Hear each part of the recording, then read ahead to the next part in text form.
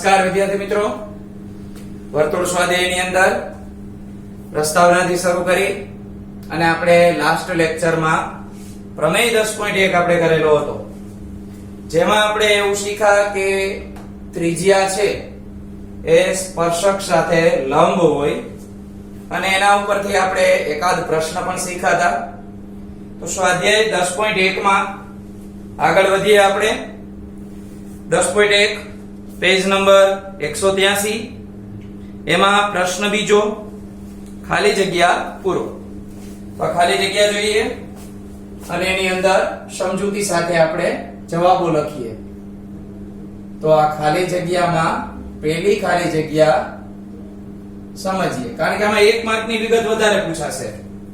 એટલે હું તમને આમાં માત્ર એમ પણ કહી શકું ચાલો પહેલામાં આ જવાબ, બીજામાં આ જવાબ, ત્રીજામાં આ જવાબ, પણ એના કરતા સમજી અને લખશો તો ક્યાંક ફેરવીને પૂછે દાખલો તો આપણને અંદાજ આવે કે આની અંદર આપણે શું નિર્ણય લેવો. તો ખાલી જગ્યામાં પહેલી વસ્તુ આપણને આપી છે કે સ્પર્શક વર્તુળને ખાલી જગ્યા બિંદુમાં છેદે. તો સ્પર્શક વર્તુળને ખાલી જગ્યા બિંદુમાં છેદે. તો મોટા ભાગના વિદ્યાર્થીઓને અંદાજ આવી ગયો હશે, કારણ કે આના માટે આપણે શું કરવાનું, તો કે આ વર્તુળ દોર્યું, વર્તુળની અંદર આપણે સ્પર્શક બનાવીએ અને જોઈ લઈએ કે વર્તુળને સ્પર્શક કેટલા બિંદુમાં છે. તો માની લ્યો કે હું એક આ રીતના વર્તુળની અંદર આપણે પ્રમેય જેવી જ આકૃતિ કરીએ તો આ એક બિંદુમાં છેદે છે.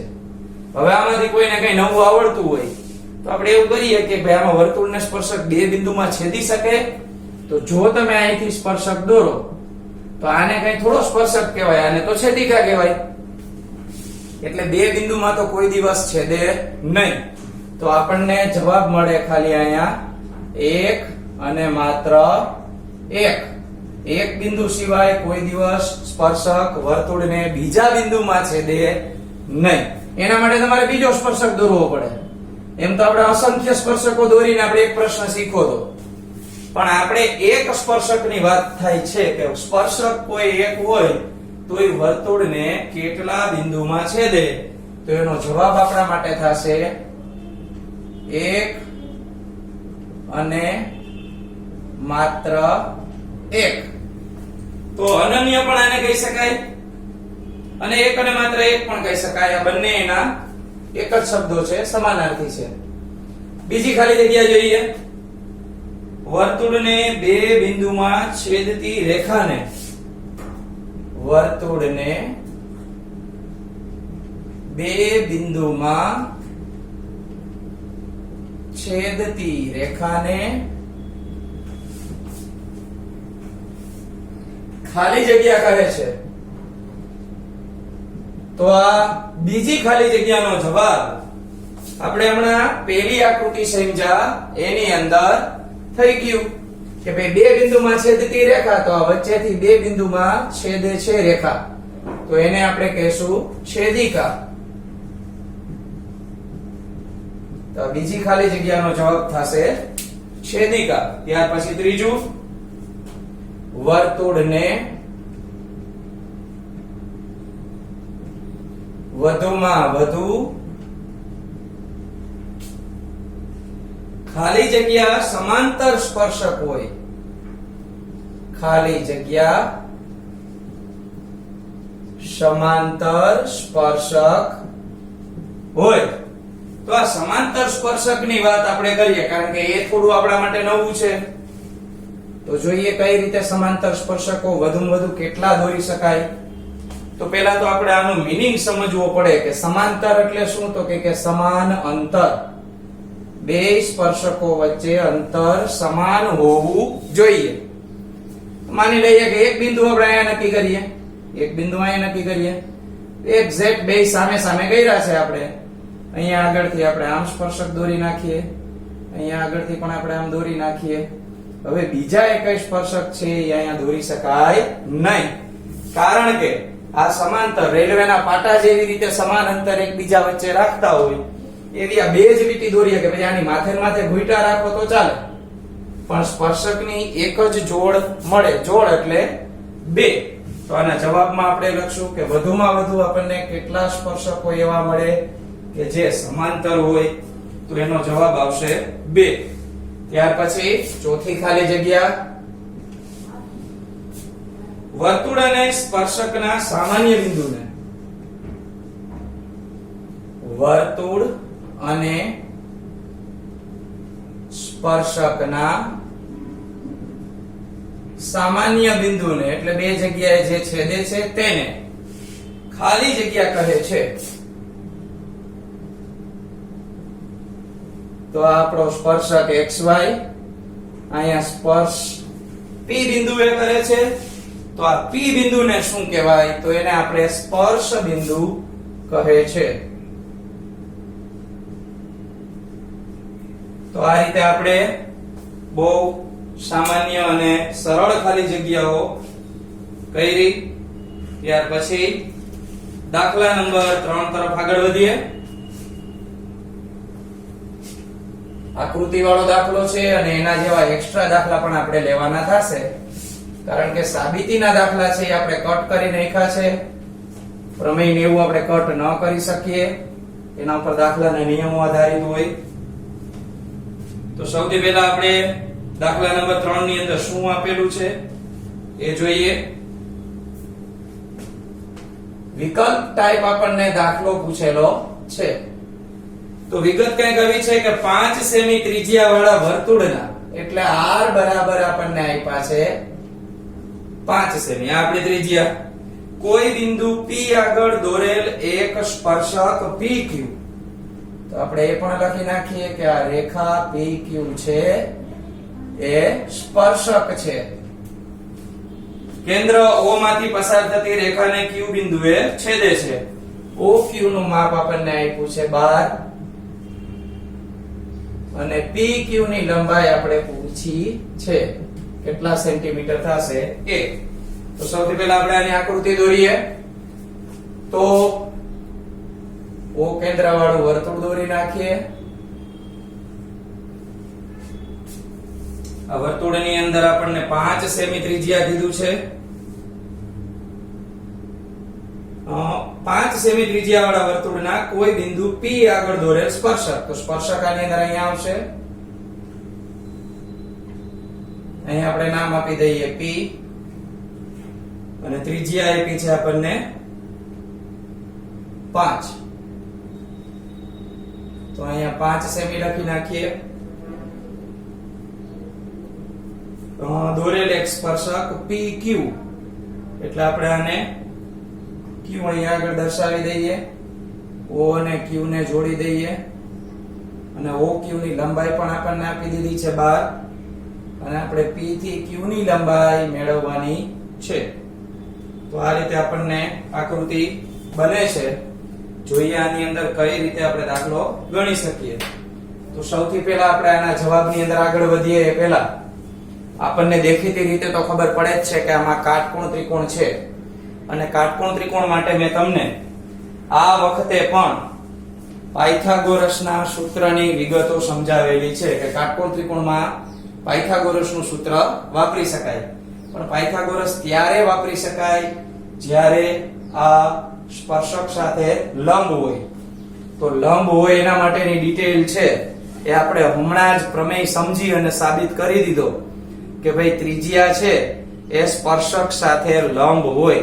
તો આપણે પ્રમેયનો ઉલ્લેખ કરી અને જવાબ તરફ આગળ વધી શકીએ. તો અહીંયા આગળ આપણે લખી શકીએ એવું કે ભાઈ OP છે રેખાખંડ એ PQ સાથે લંબ હોય. એનું કારણ તો કે પ્રમેય 10.1 આવું કહે છે. હવે જો આ લંબ હોય તો આપણે એમ કહી શકીએ કે ત્રિકોણ OPQ કાટકોણ ત્રિકોણ હોય. કાટકોણ ત્રિકોણ હોય તો એની ડિટેલમાં આગળ વધીએ આપણે. તો કાટકોણ ત્રિકોણ માટે આપણે પાયથાગોરસને યાદ કરી શકીએ. તો લખીએ પાયથાગોરસ પ્રમેય મુજબ. આમાં આપણે કર્ણ કોને નક્કી કરશું? તો કર્ણ છે આપણા માટે OQ. તો કર્ણનો વર્ગ એ કાટખૂણો સમાવતી બે બાજુના વર્ગોના સરવાળા જેટલો થાય. તો એ છે OP નો વર્ગ અને પ્લસ PQ નો વર્ગ. 1, 2 અને 3 વિગતમાંથી આપણી પાસે કોઈ પણ બે ના માપ આપેલા હશે તો OQ નું માપ આપણી પાસે છે એ લખશું 12 નો સ્ક્વેર. OP એટલે આપણે લખશું 5 નો સ્ક્વેર અને PQ સ્ક્વેર આપણે મેળવવાનો છે. 12 નો સ્ક્વેર કરીએ તો 144 મળે. 5 નો સ્ક્વેર કરશું તો 25 મળશે. 25 પ્લસ PQ નો સ્ક્વેર. 25 ને આપણે આ સાઈડ લઈ આવીએ તો 144 માંથી આપણે 25 માઈનસ કરવાના રહે અને PQ નો સ્ક્વેર બાદબાકી કરીએ આપણે તો 14 માંથી 5 જશે તો 9 મળશે. ત્યાર પછી 13 માંથી 2 જશે તો 11 મળે. 119 આપણને મળ્યા. આ 119 છે એને સ્ક્વેર કાઢીએ તો સામે સ્ક્વેર રૂટ આપવું પડે તો PQ નું માપ રૂટમાં 119 સેમી આપણને મળે. તો આ રીતે આનો આન્સર આપણને 119 સેન્ટીમીટર વર્ગમૂળની અંદર આપણને મળે. તો પાયથાગોરસ ત્રિપુટી એવી ઘણી બધી છે. 1, 2 અને 3 બાજુમાંથી કોઈ પણ બે બાજુના માપ તમને આપે અને એના ઉપરથી તમારે આવી આકૃતિઓના જવાબો સોલ્વ કરવાના રહે. ત્યાર પછી આગળ જોઈએ તો દાખલા નંબર 4. શબ્દો એના ખાસ સમજવા જરૂરી છે તો આકૃતિ સાચી બને. તો દાખલા નંબર 4 ની વિગતો પહેલા આપણે ખાસ લખી લઈએ. એમાં એવું કીધું છે કે એક વર્તુળ દોરો. એક વર્તુળ દોરો. તો આ પ્રમાણે જ આપણે કરતા જઈએ એટલે આપણને સમજાય. ચાલો તો સૌથી પહેલા આપણે વર્તુળ દોરશું. સૂચના મુજબ એને કીધું એ મુજબ વર્તુળ દોર્યું. જે પૈકી એક વર્તુળનો સ્પર્શક આગળ લખ્યું છે જે પૈકી એક વર્તુળનો સ્પર્શક અને બીજી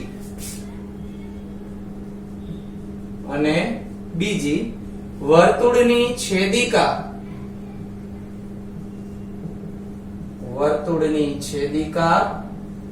હોય તેવી આપેલ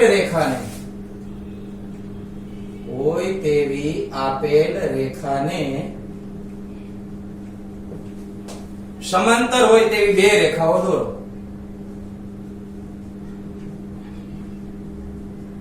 સમાંતર હોય તેવી બે રેખાઓ દોરો.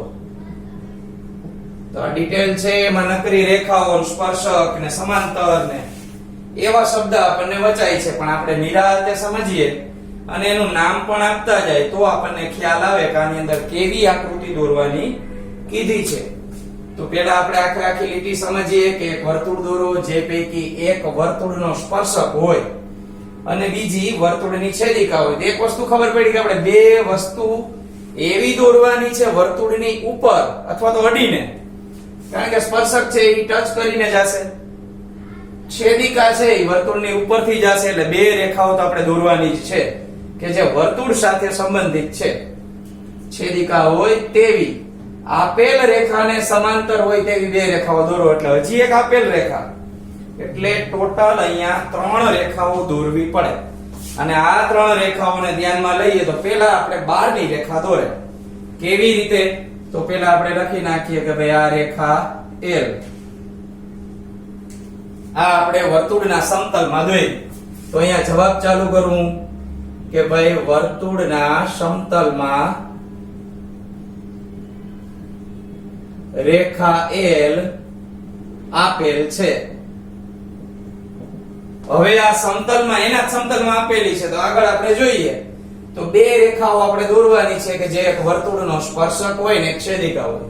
તો સ્પર્શક હું આમ સીધો જ દોરી શકીશ, આમ નહીં દોરી શકું. એનું કારણ છે કે જો હું આમ દોરીશ તો આને સમાંતર નહીં થાય.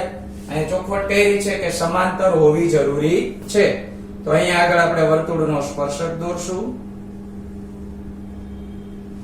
આ સ્પર્શકને આપણે એમ રેખા નામ આપી દઈએ. અહીંયા ઓ કેન્દ્ર નામ આપી દઈએ અને હજી એક રેખા અહીંયા દોરી નાખીએ, એને એન નામ આપી દઈએ. તો તમે જોઈ શકો છો એલ ને સમાંતર એમ છે, એમ ને સમાંતર એન છે અને એમ અને એન પણ એકબીજાને સમાંતર છે. આ સિવાય આપણે બીજો નિયમ પણ જોઈ લીધો કે જે પૈકી એક છે એ સ્પર્શક છે, બીજી વર્તુળની છેદિકા છે. તો એને ડિટેલમાં આપણે અહીંયા લખી નાખીએ.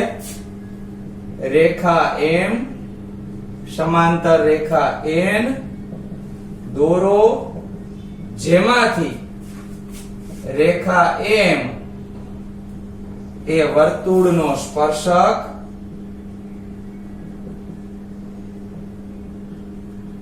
અને રેખા એન એ વર્તુળની છેદિકા બને. તો આવી સામાન્ય ડિટેલ આપેલી હોય ત્યારે આપણે ખાસ જે આપણને પ્રશ્ન આપ્યો છે એને સમજી એના ભાગ કરી અને પછી આપણે દાખલાને સમજવો પડે. અહીંયા આગળ આપણે એક દાખલો જે કરેલો હતો એના જેવો એક્સ્ટ્રા એક દાખલો આપણે જોઈએ કે જેમાં પણ આપણે ત્રણ વસ્તુઓ પાયથાગોરસની સૂત્રની મદદથી આપેલી હોય અને એકાદી ઘટતી વસ્તુ આપણે મેળવવાની થાય. તો P કેન્દ્ર અને 7 સેમી ત્રિજ્યા ધરાવતા વર્તુળના બહારના ભાગમાં, તો આપણે આ બાજુ સાઈડમાં આકૃતિ દોરીએ કે P કેન્દ્ર, આ આપણે P કેન્દ્ર નક્કી કરીએ અને 7 સેમી ત્રિજ્યા કીધી છે. તો આપણે ત્રિજ્યા અહીંયા નીચે જ દોરશું. આ ત્રિજ્યાનું માપ આપણે લખી નાખીએ 7. બહારના ભાગમાં આવેલા બિંદુ A માંથી દોરેલ સ્પર્શક, તો આપણો જે સ્પર્શક છે એ અહીંથી ટચ થઈ અને અહીંયા બહારના ભાગમાં A બિંદુ આવેલું છે. આ A બિંદુને વર્તુળને B બિંદુમાં સ્પર્શે છે એટલે અહીંયા સ્પર્શે છે ત્યાં આપણે નામ આપી દઈએ B. આ લીટી આપણે થોડીક સીધી કરી નાખીએ એટલે લંબ જેવું લાગે, નહીંતર આપણે જ પ્રમેય સાબિત કર્યો અને આપણે જ ખોટી આકૃતિ દોરીએ એવું થાય. તો B બિંદુમાં સ્પર્શે છે. AB નું માપ આપણને 24 આપેલું છે, અહીંયા 24 લખી નાખીએ. આ આપણો કાટકોણ ત્રિકોણ બની ગયો. PA આપણે મેળવવાનું છે. તો સૌથી પહેલા આપણે જવાબ માટે આ રીતે લખી શકીએ કે ભાઈ ત્રિકોણ PBA એ કાટકોણ છે અને કાટકોણ હોવા માટે મેં તમને શરત એની કીધેલી છે કે ભાઈ PB છે એ AB સાથે લંબ છે 10.1 પ્રમેય મુજબ. હવે આ કાટકોણ ત્રિકોણ હોય તો પાયથાગોરસ પ્રમેય લઈ લઈએ આપણે. તો પાયથાગોરસ પ્રમેય મુજબ કર્ણનો વર્ગ એટલે કે PA નો વર્ગ બરાબર PB નો વર્ગ પ્લસ AB નો વર્ગ. PA નો વર્ગ આપણે મેળવવો છે એટલે PB નો વર્ગ આપણે જોઈએ તો 7 થશે. AB એટલે આપણા માટે 24 મળે.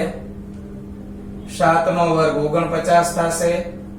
અહીંયા આગળ થશે 576. બંનેનો સરવાળો કરીએ એટલે મળે 625 અને વર્ગમૂળ કાઢતા આપણને મળે 25 સેમી. આ રીતે આપણને PA નું માપ મળે. જો ગણતરી આની અંદર સાવ ઓછી છે, એક જ પ્રકારનો નિયમ આપણે ઉપયોગ કરવાનો છે કે ભાઈ ત્રિજ્યા સ્પર્શક સાથે લંબ છે એટલે ત્રિકોણ કાટકોણ થાય અને કાટકોણ ત્રિકોણ છે એટલે પાયથાગોરસ લઈ અને આપણે આ સૂત્ર ઉપયોગમાં લઈ શકીએ.